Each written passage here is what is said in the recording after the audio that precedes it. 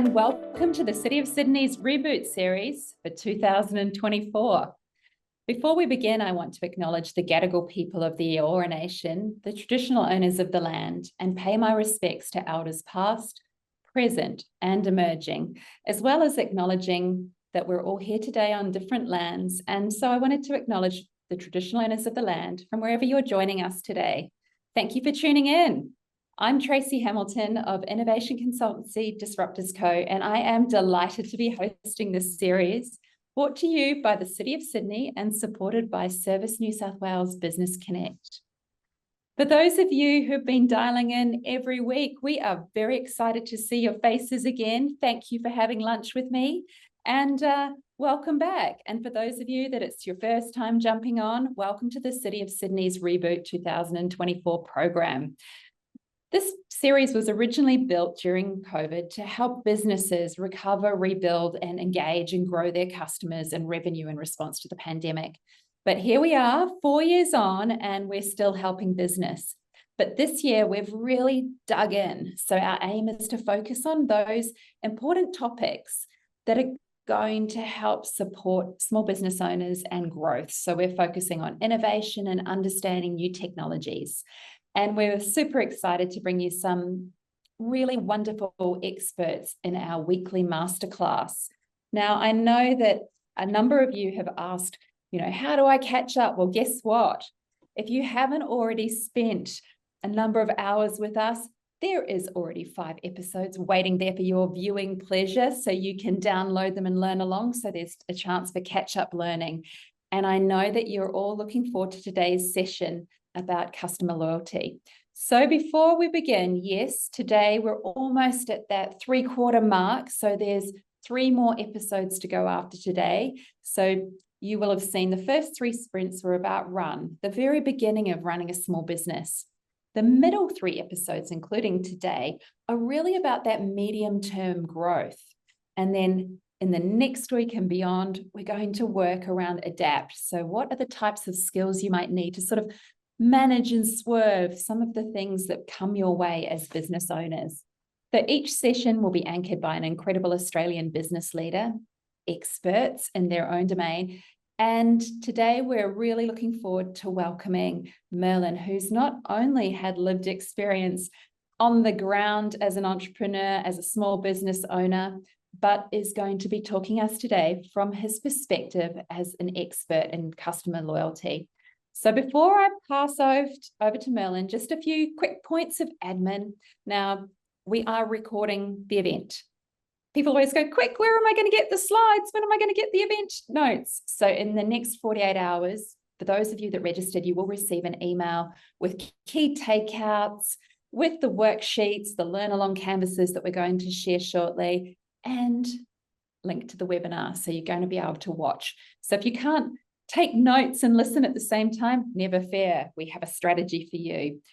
Also, Zoom, there is a little function in Zoom. So if you look at the bottom of your toolbar, you'll see that there's a Q&A.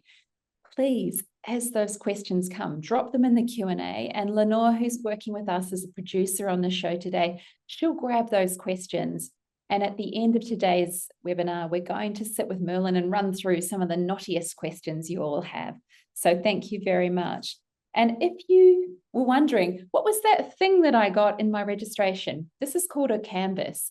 And this year we've worked really hard to give resources and worksheets so that for every webinar, it's not just inspiration, it's fingers on keys and pens at ready so that you can walk away from every session with some action and putting into place the expertise and the learning of the day. One last thing before I hand over to Merlin, we will be running a survey. So before I close out today's webinar, I will ask you to please indulge me and give us some feedback on today's topic and let me know if there's more things you'd like us to cover in the future. Kia ora, Merlin, and welcome to the show today. Thanks, Tracy. Great to be here. So there's 7 themes that I want to cover off today, but I'll start by saying thank you all so much for being here, for taking time out of your day, out of your business. I know that as business owners, you're running a million miles an hour, keeping things ticking over day to day, and it takes a lot of discipline to take time out. And to use a cliche, to work on your business rather than in your business. So thank you for doing that today. So the 7 themes that I want to cover today, they're very much interconnected, and they're based on my own lived experiences as a business owner. Really, to be honest, learning from my own failures and reflections on that more than anything. And then as well from my observations of other businesses that I've worked closely with and what they're doing really well to drive growth and drive scale in their businesses. Just for context, for over 11 years now, I've worked with Salesforce, which is one of the 5 largest software companies in the world. And at Salesforce, as Regional Vice President, I lead all of the teams of small and medium business specialists who work with Aussie startups, scale-ups, SMBs, really to help them put technology at the core of their businesses and to get their business strategy and their technology strategy working hand in hand. So through that, I've had a lot of experiences and a lot of learnings on what these successful scale-ups are doing really well that's helping them drive that growth. And that's the foundation for some of the topics that I want to touch on today. But before we go into that, the first key themes that I'm going to talk about are from my own learnings, having run my own business for over 5 years. So before I joined Salesforce, I had my own business, which I grew to 13 employees. And ultimately that business collapsed and we lost everything. So my wife and I put our blood, sweat, and tears into this business. So much of our identity was tied up in this business and really our aspirations and hopes and dreams. And it was really heartbreaking when it collapsed. But I reflect back on that now, over 11 years later, and there's a lot of learnings that I take, a lot of things that I would have done differently knowing what I know now. And the first of those is around process. There's a great quote that says, "The magic is in the process. It's a kind of science. That's the secret." And it comes back to what we just touched on as small business owners, founders. You're often so busy running 1,000,000 miles an hour in the business, just keeping things moving day to day, that it's really hard to have that, to create that space to just step back and actually work on the business. And that's something that I very much was in, just that vortex. And I didn't create enough space to step back and really think about what are all of the processes happening across my business and how do I optimize them to drive efficiency, and through that efficiency create great roles for my people so that they're able to work at their best. And what I would say, going a level deeper on that, is when you're a very small business, you can drive efficiency in your business really through your own personal productivity. So if you wake up in the morning and you're focusing on the right jobs and you're smashing through your to-do list and you've got some good tools set up to help you work efficiently, productively, that's really going to underpin the efficiency of your business. But as you grow and scale and you bring more people in, inefficiencies start to compound. So you get, sorry, this sounds like there's some audio issues. I hope that's maybe better now.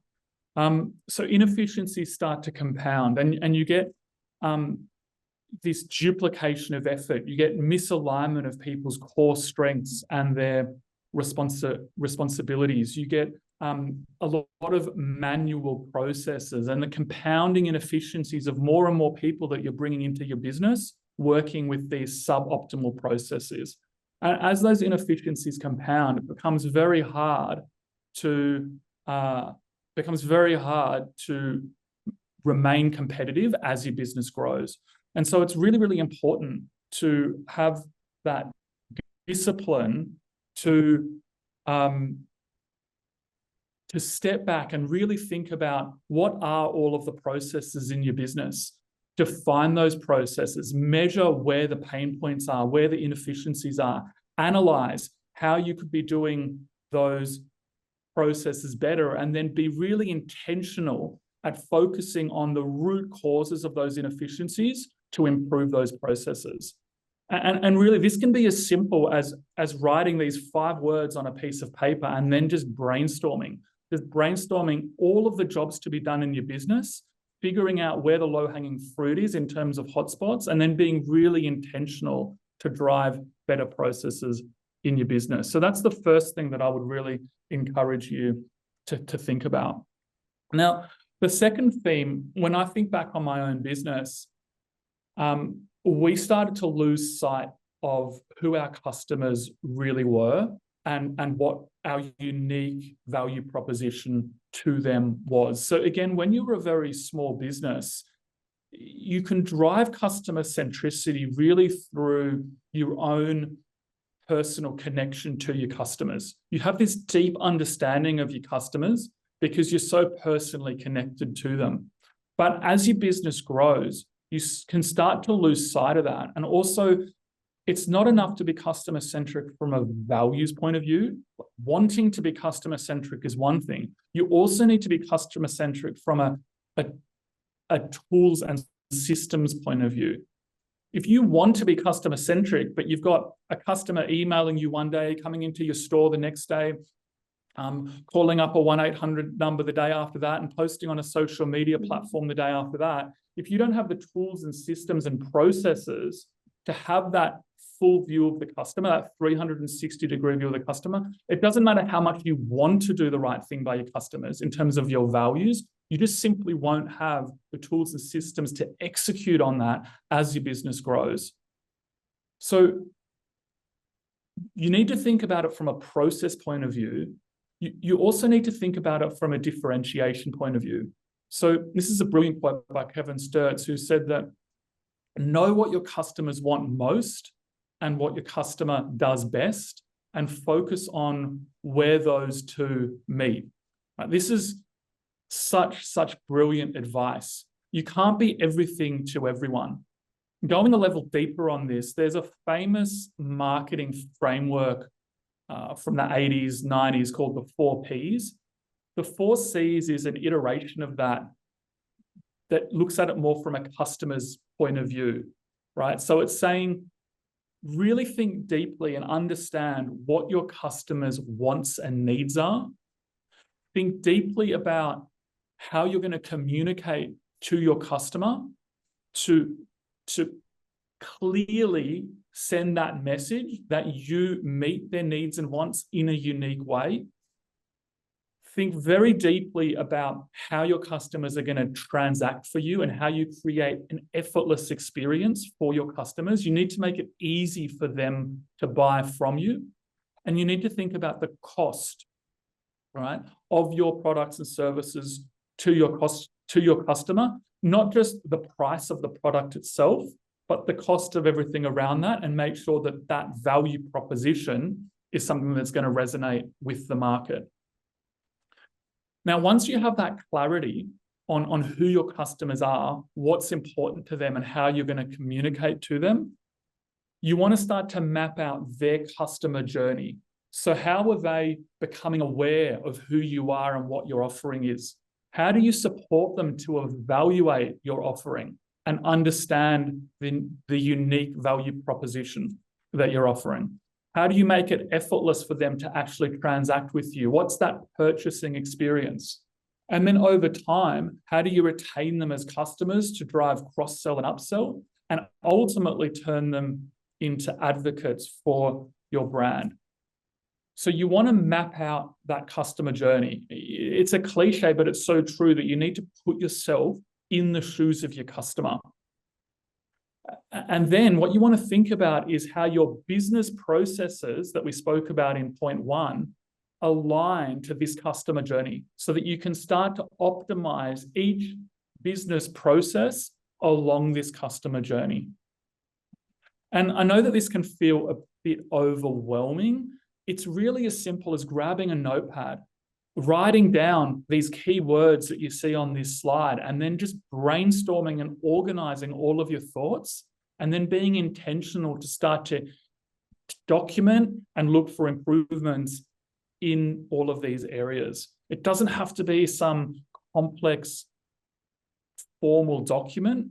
It's really the difference between being intentional versus just figuring things out day in, day out as you go, running so fast, just keeping the lights on, right? Which is kind of the default position for so many small business owners. Again, which is completely understandable because of the pressure that you're all under, but this is a game changer when you can step back and think about all of these topics. Would anyone like to drop in the chat who their customer segment is, who their key customers are? That could be kind of interesting to have a look and learn what customers you're all serving today.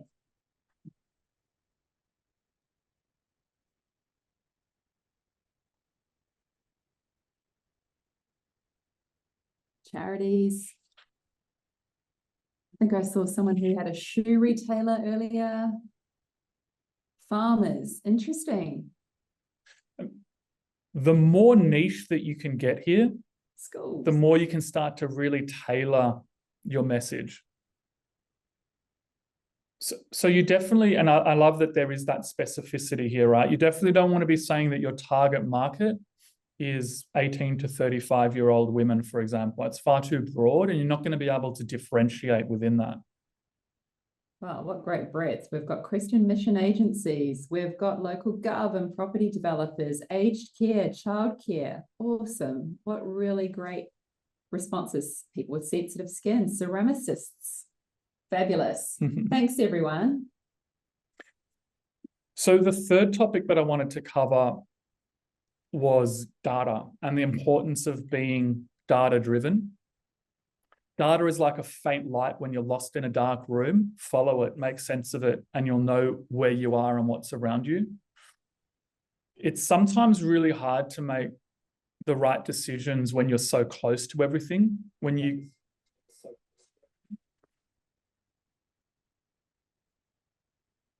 care so much about your... Can you guys still hear me? Great. Sorry, just some audio issues. So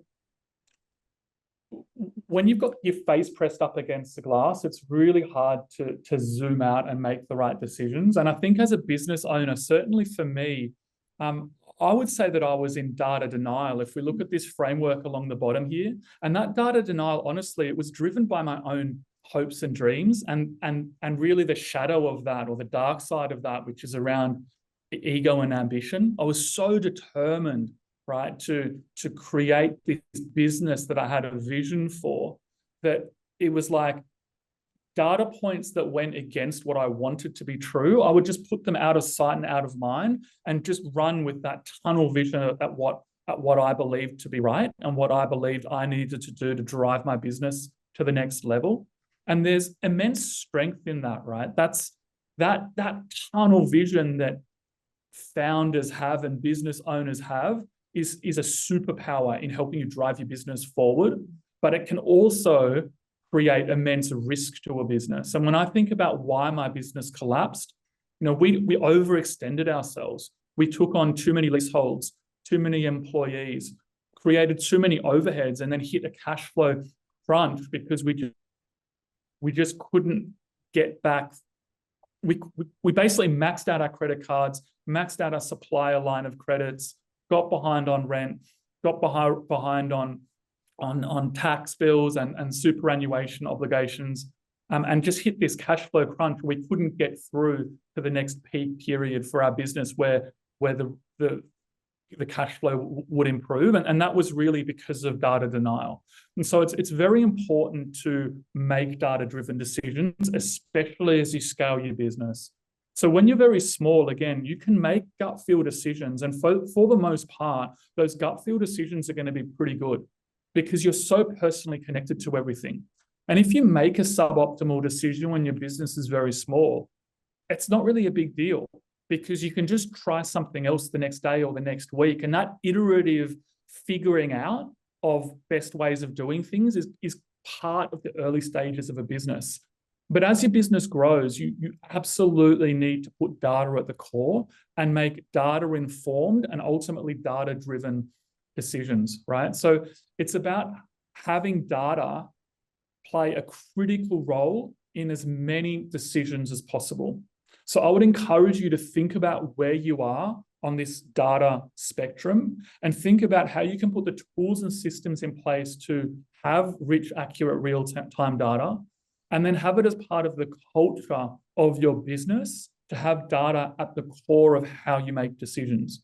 That doesn't mean you only make decisions based on data. Clearly, that would be a terrible idea, right? It's observation, feedback, and data. That's the trinity of where you want to be making decisions, but you need data to de-risk your business and to optimize your business in your decision-making operationally and strategically. And if you can combine those 3 points that we've just spoken about around optimizing your business processes, mapping all of those business processes to how they support your customer journey, and then be data-driven in how you further optimize and iterate on those processes and on optimizing that customer journey, that's a huge step towards having a really, really strong foundation that's going to drive growth in your business, and that's going to be a platform for you to actually scale your business in a sustainable way. So there's a question about where the data comes from, and absolutely it's from your systems. And I'll come back to that a little later when we talk about the importance of having technology at the core of your business and having a technology strategy that creates that rich platform of data for you to make your decisions against. The 4th point I want to touch on is around strategy. And this is really, in my own personal story, what became very clear to me after my business collapsed. So ultimately, after 5 years, my business collapsed because I hadn't scaled with efficient processes. I'd lost sight of the unique value proposition that I had for a niche of customers and how I was driving that differentiation into that customer base to really resonate with them. I was trying to be everything to everyone. And I made decisions based on ambition and ego, as opposed to decisions based on data. And ultimately, that's why my business collapsed. And it collapsed spectacularly. I lost everything. And my wife and I, we had a 1.5-year-old son. My wife had just become pregnant with our daughter. And she said to me, well, you got to go and dust off that uni degree and get a corporate job. And I'd never worked in the corporate world. It was overwhelming, to be honest. And it certainly wasn't what I wanted in my heart. I wanted to be an entrepreneur. I wanted to create a brilliant business, but basically I had no choice. I had to support my family. And I joined this company called Salesforce in a really junior position doing outbound cold calling. But almost from the day that I joined, it just hit me like, it was like the ice bucket challenge, right? It just hit me of this overwhelming sense of, wow, this is how a business should be run. Every employee in every team, in every function of the business connected on this platform where business processes are optimized and automated within and across teams and functions. Everyone's working around a single source of truth, that 360-degree view of the customer. You have end-to-end real-time reporting and analytics. It's helping every employee make smart decisions and driving accountability through the organization in terms of key performance indicators to then focus coaching and development and hone in on hotspots. And to me, it was just really, really eye-opening because I'd never worked in a business that was really set up in that way. I just didn't know what I didn't know. And when you think about Salesforce as a company, this is a company that 25 years ago was 4 people in an apartment in San Francisco. It was a true startup 25 years ago. And today is an 80,000 person, almost $40 billion revenue company. It's in the top 5 largest software companies in the world. And I don't say that to boast about Salesforce as a company. I say that to make the point that this is a company that clearly knows how to scale and grow a business. And when I joined this company, it was really eye-opening to me to see how powerful it is when a business is aligned in that way. And the key is that they were aligned in that way in terms of the business strategy and the technology. So it's really about having the business strategy and the business technology working hand in hand. And now more than ever, you can't have a true business strategy that's going to drive growth and scale for a business without it working hand in hand with a technology strategy. So this idea of a strategy is about making choices, trade-offs. It's about deliberately choosing to be different. Again, it's so critical to understand that you can't be everything to everyone. You'll end up being nothing to no one if you try and do that. So you have to be really clear about where you're going to play, how you're going to play there, and why. And that starts with having clearly defined goals. And that includes financial goals, like what you're running at in terms of revenue and profitability and employees and number of customers. But it's bigger picture than that as well. It's what are your hopes and aspirations as a business owner? Why are you aiming to create the business that you're putting so much of yourself into? What's the purpose of it? And you need to think about those goals in the context of the external environment that your business is operating in. So again, take a notepad, write external factors, and just brainstorm all of the external factors that are impacting your business. It's regulatory factors, it's economic factors, it's market factors and changing customer expectations and changing customer preferences. It's competitive factors. What are your competitors doing? Innovation and disruption. What are the innovative changes that are coming to the fore in your industry? And how do all of those external factors impact your business? So once you have that sense of clarity on all of these external factors, and you know what you're running at in terms of your goals, then you can really clearly start to think about the strategic imperatives. What are the big rocks that you need to execute on to move towards your goals in the context of those external factors, right? And then what are the operational initiatives that are going to help you deliver those strategic imperatives? And that's really about the priorities. What are the priority projects that you need to execute again? One of those might be getting a technology roadmap in place, for example, because again, those technology enablers, you have to have technology enabling how your business operates, how you execute your strategy to reach your goals in this day and age. So you want to think about how all of that ties together.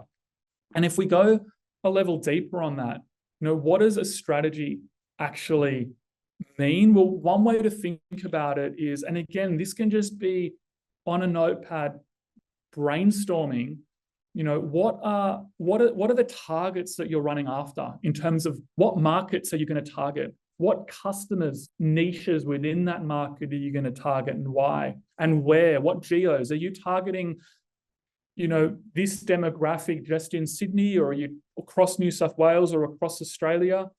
Within a broad market, what's the specific niche of customer? What's the customer profile that you're really going to connect with? And that comes back to what's something that a segment of customers really cares about that your business can be really great at. Where do those 2 points meet, and how do you run after that? Then you need to think about your value proposition. So what are the products and services that you're offering? What price point are you offering them at? And how is that value proposition really going to resonate with that target market?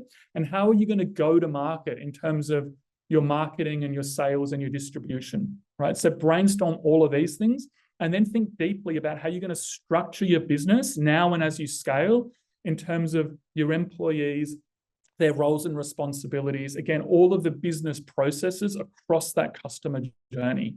So that's some lenses to think about as you define this strategy.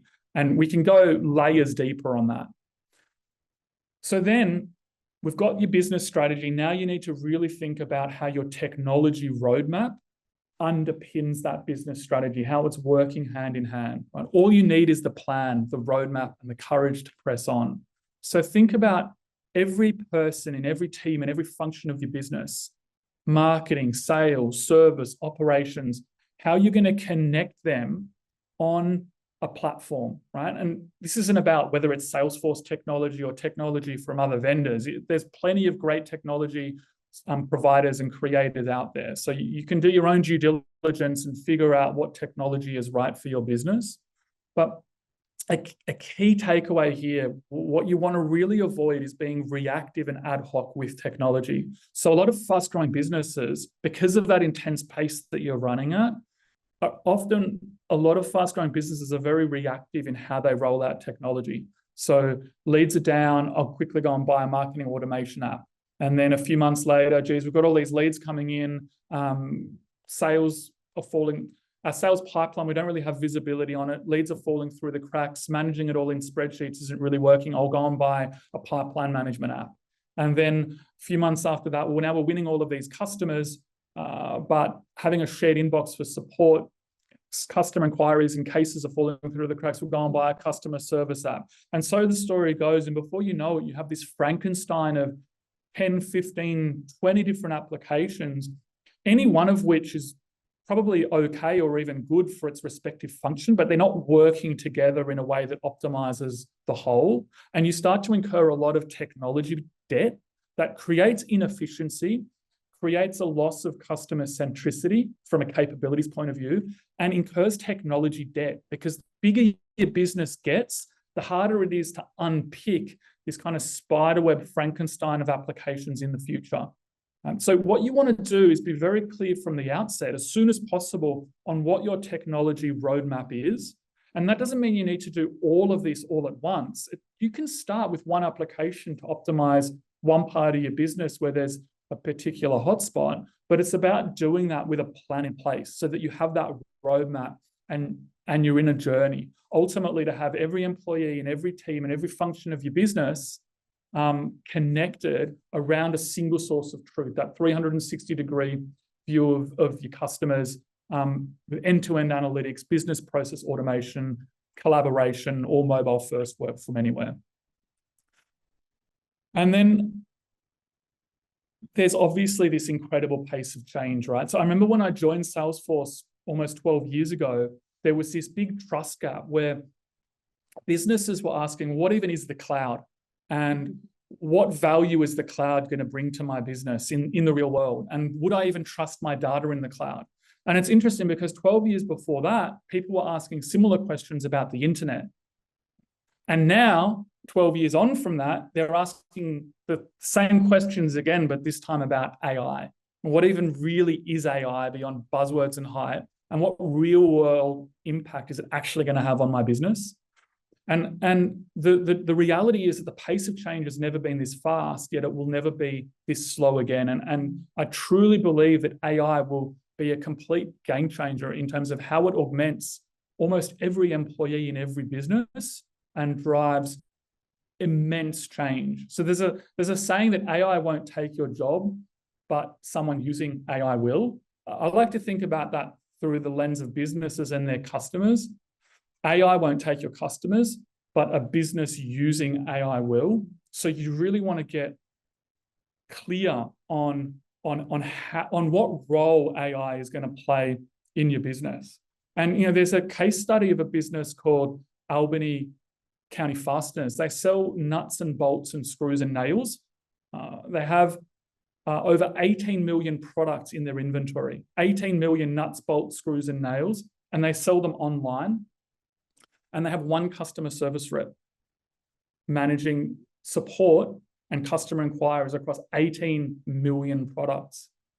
And the way they do that is by having technology at the core of their business and being really intentional and on the cutting edge in how they're using these next-gen AI tools that are already here now. So an inquiry comes in on any channel, and the service rep is collaborating in real time with this AI co-pilot that's surfacing insights contextual to that customer and everything we know about them in the CRM, contextual to that specific inquiry, looking at all the previous inquiries that have come in the past that had similar attributes and how we resolved those in the past to then provide insight into how we could resolve this inquiry, looking at the context of all of their business data, including data pulling in from other systems like their inventory management. And then the customer service rep can conversationally seek deeper insights and conversationally trigger workflows and automations to then respond to that customer fast and action the right resolution. And then it's not just the customer service rep, but it's their 2 sales reps, and it's every one of their employees being augmented by this AI capability. So that's what you really want to think about for your business, is this technology roadmap, and within that, the role of AI. And then as a closing thought, for me, I joined Salesforce almost 12 years ago, and it was off the back of my own business collapsing. And I had this intense hunger and drive, which had served me well as a business owner. So many founders, successful founders that grow businesses, share that trait of being hyper passionate, tunnel vision, all in. So that's a superpower, but it also has a blind spot.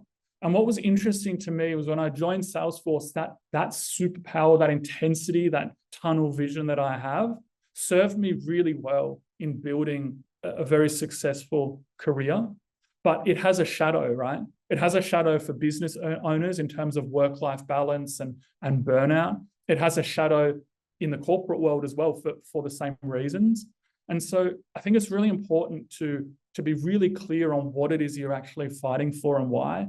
And for me, coming into my 40s, my mid-40s now, it's also really important to have a clear sense of contentment and gratitude. So, I'm at a point now in my career where I'm really genuinely content and happy with where I'm at. I don't need more. I don't need to keep climbing and keep pushing and keep driving. Right? What I need to do is shift my mindset and my mentality more around contentment and happiness, and just having gratitude for the life that I have and the career that I have.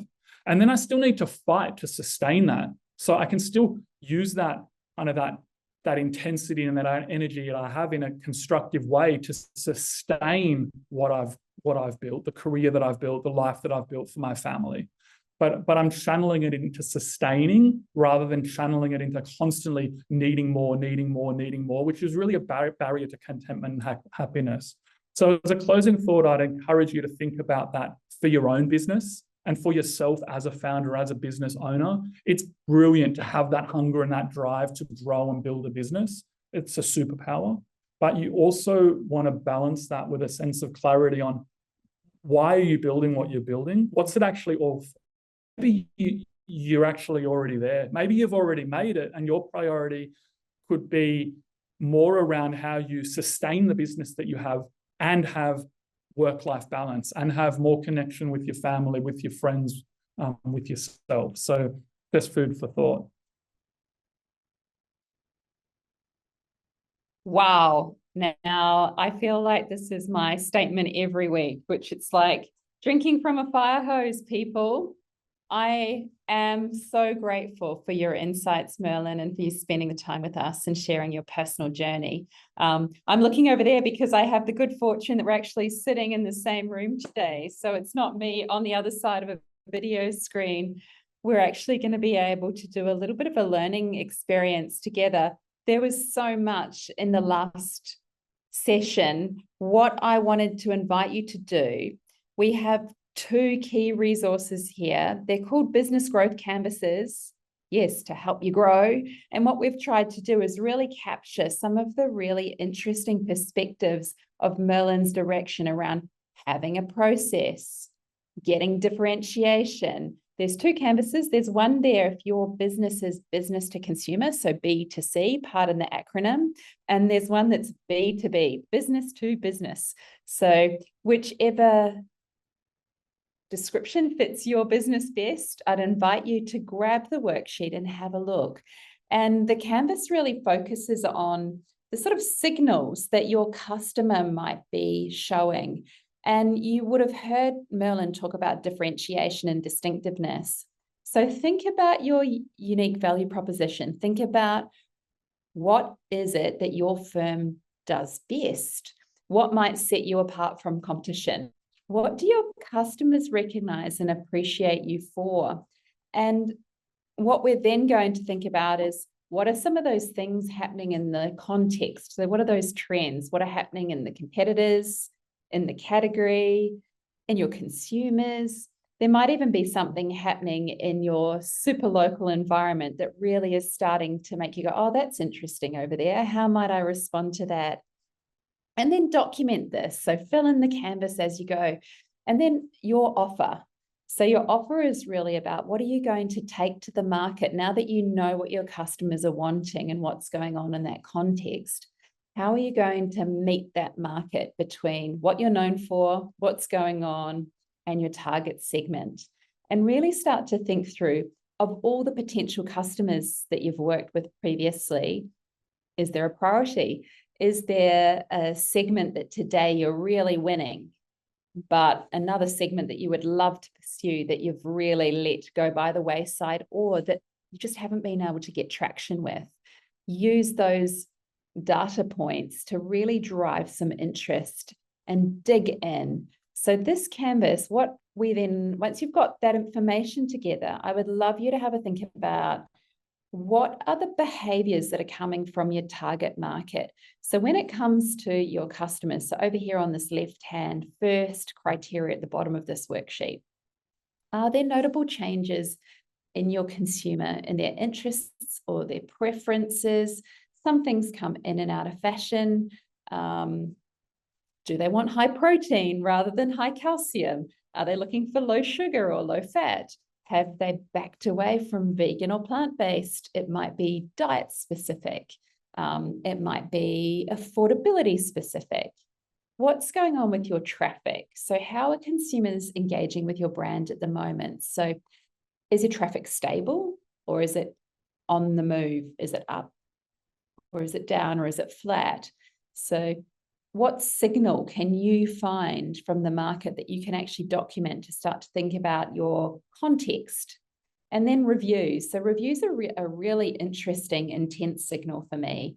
So I've seen some of the most incredible win-backs for shocking customer experience complaints where people have been very cross or very powered up, and they have shared a shocking review, and that brand has done an amazing thing to meet that customer, to listen to them, to take on their feedback, to understand what created the friction point and to overcome it. And then finally, when it comes to the sales and marketing cycle, so are there any ongoing promotions, campaigns, or discounts that are picking your customer up? Now, it might be competitive activity. Carolyn, the B2B sheet is the same, but you would fill it in as if you were business to business. What we find with B2B segments is probably a key thing for me is understanding the dynamics of customer decision-making inside the organization. So mapping out who's the referrer, who's the user, who's the decision maker, and in selling into large business, that can be a really complex map. In working with smaller business partners, it might be a CEO or an owner or a founder, and the decision stops with that guy. It's really about thinking about that segmentation. So if you start to analyze those signals on that bottom layer, gives you a really interesting opportunity to respond.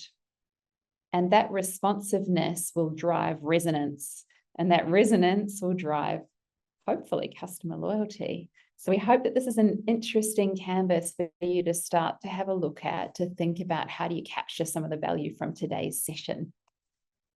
So before we get on, I want to see questions, people. Q&A today. I've already got some great questions bubbling along here. So pardon me for a minute as I open up the Q&A box. First question that I've got is actually around, Merlin, you used the phrase, I'm just going to share my video in a minute. We use the phrase observation, data, and feedback. How do those things differ? Yeah, so I think observation, data, and feedback. Observation is really, as a business owner, and I appreciate we have all different types of businesses here, right? So observation, let's say I had a retail business. We did wholesale and retail. We had multiple stores. Observation would be me standing in a store or me working shifts to experience what it is to be a retail worker in my business, to observe how my customers are walking through the store, what products they're looking at, how they're looking at them, all of those observations. Feedback would be me talking with my employees, right? Getting different perspectives from different people in different roles who have different experiences within the business, and also who just are different personality types that have different lenses on a topic. So observation is you seeing how things are happening in your business. Feedback is hearing from other people, their point of view on how things are working in your business. And then the data is obviously the hard numbers. And you really want to triangulate, I think, those three broad categories to make healthy decisions. The feedback piece is also really important from a change management point of view. People need to feel like you value their perspectives and their ideas, so that you can bring them on the journey of the decisions that you make. So it's critical from that point of view as well. Fantastic. And I'm going to grab the next question just from Gavin. So how might I use data with my customer journey? Great question, Gavin. Thank you. Yeah, so maybe I'll start with an example here. So how might you use data in your customer journey? So if you think about a very basic data lens on a customer journey, it would be cost per lead, right? That would be a sort of a 101 data point. How much money do I spend to bring a lead into the top of my funnel? Okay, so what we want to do is go much deeper on the data across the customer journey. So for example, it's not just cost per lead, it's what's the cost per lead? How does that then flow through to a qualified opportunity? How does that then flow through to a closed won deal, as in I've acquired a customer? What's the revenue of that customer? What's the margin based on what I sold them? What's the margin of that customer? And then even through to what's the cost to serve that customer throughout the customer life cycle, and what's the lifetime value of that customer? So think about how you can then start to optimize not just the customer journey, but how you spend money and where you spend money. If you're optimizing your marketing engine based on the lifetime value of a customer versus the lifetime cost to serve of a customer, as opposed to just optimizing for cost per lead in the top of the funnel. So that would be an example of how you can use data in a customer journey. If I go a level deeper, let's say looking at a sales engine, a really important data point is response time. So what the research shows is that if you don't follow up with a prospect within 2 hours of them seeking a conversation with a salesperson, the chances of ever making contact drop by 60%. So a 60% drop in ever making contact with someone if you don't follow up within 2 hours of them seeking a conversation with a salesperson. Typically because another competitor is going to have already spoken to them and have that first mover advantage. The average response time in B2B is 44 hours. And 13% of sales qualified leads are never followed up with at all. They just fall through the cracks. So you're spending money to put a lead in the top of the funnel. That lead is ready to have a conversation with a salesperson. 13% of them just fall through the cracks. And the average response time is 44 hours. That would be data points that would then inform the prioritization of your response time on qualified leads. I'll just take one more example from a customer service lens. So in the space of customer service, there's this brilliant book by C.B. Gartner called The Effortless Experience. And it did a ton of research that was done to underpin this book. And ultimately, the key finding is that the biggest driver of customer loyalty, once someone becomes a customer, the biggest driver of loyalty is creating an effortless experience. Basically, when someone has an issue, they just want that issue resolved fast with low effort. And so that means empowering your service reps with tools and autonomy to be able to resolve issues on the first attempt. It also means meeting your customers where they are on their channel of preference. So the research shows that over 70% of people now nominate self-serve or live chat as their channel of preference. They prefer to get support on self-serve or live chat than on the phone. And yet the cost to serve on the phone is 6 times as high. So by having technology to meet your customers where they are on their channel of preference, you create that effortless experience that helps you drive up customer loyalty, which translates through to cross-sell, upsell, referral revenue, and you reduce your cost to serve. And so getting clarity on what channels your customers prefer, what the cost of serving customers on different channels is, so that you can then invest in channels that meet customer preferences and are more cost effective. By using data to drive those investments and that prioritization, you can get these win-win outcomes of driving growth, improving customer experience, and reducing cost. So that would be some examples. Oh, I love it. I love it. And I'm going to just steal the one last question that I can see here in the feed, which is, I'm a micro business, a business of one. Merlin, what's the one thing that I can do tomorrow to make today better, or do today to make tomorrow better? Yeah. Well, I'll give a high-level answer and then I'll hone in on one. The high-level answer is buying myself time while I think about the one really good answer. At a high level, I think one thing is to really be clear about, why are you a micro business, a business of one? Is it because you're at the start of a growth journey, or is it because that's the nature of your business? That's all you want to be, and you're happy being a business of one. So because there's a big difference between a micro business that just wants to be a micro business and is happy with that, and a business that's at the start of a growth journey, but they have, ambitions to really grow and scale that business. So having real clarity on where in that spectrum, and it could be somewhere in the middle, you are and why, I think is really important. And then if you're a micro business of one and that's all you want to be, well, I think then it's about thinking about, we often talk in sales about L1, L2, and L3 pain, right? So L1 is L1 pain. Level 1 pain is pain of processes and systems. So it's like, this thing is not optimized and it causes delays and it causes inefficiencies. So that's level 1 pain. Level 2 pain is, what's the impact of that pain in terms of the cost to my business? That inefficiency is in, for example, how quickly I follow up with customers is costing me X% of sales, which is ultimately leading to X dollars in revenue loss. Quantifying the pain. And then level 3 pain is the personal pain, right? It's like, how is that impacting you personally? If you're spending your Sundays manually copying and pasting data from different spreadsheets to try and navigate a process, right? That's the personal pain of that, is you're not spending time with your partner or your kids, or you're not spending time catching up with friends or reading or whatever it is you should be doing on a Sunday afternoon.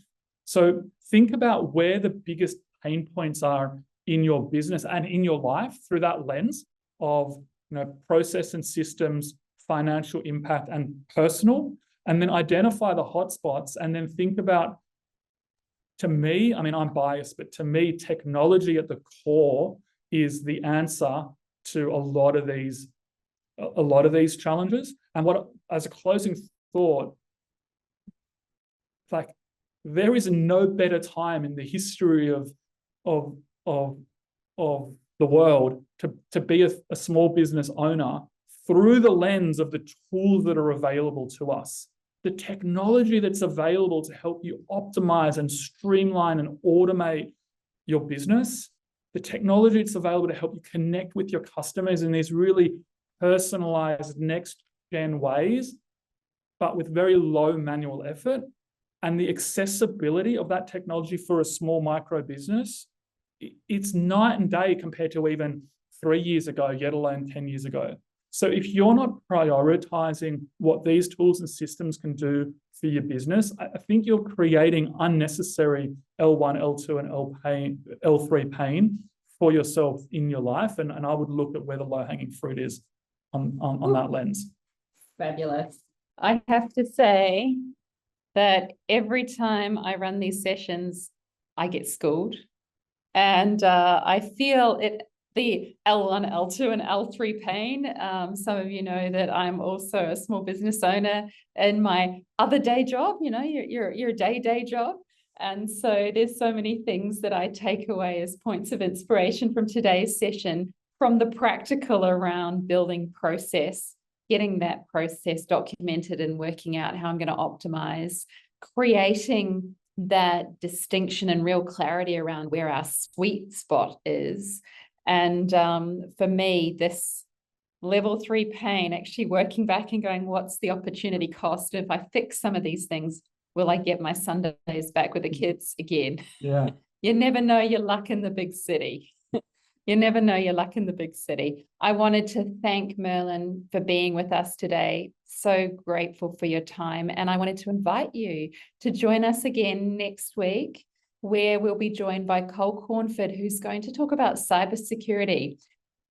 We know this is a hot topic. We know that there's been conversations around web extortion and what you do if you get your account harnessed by some fiend.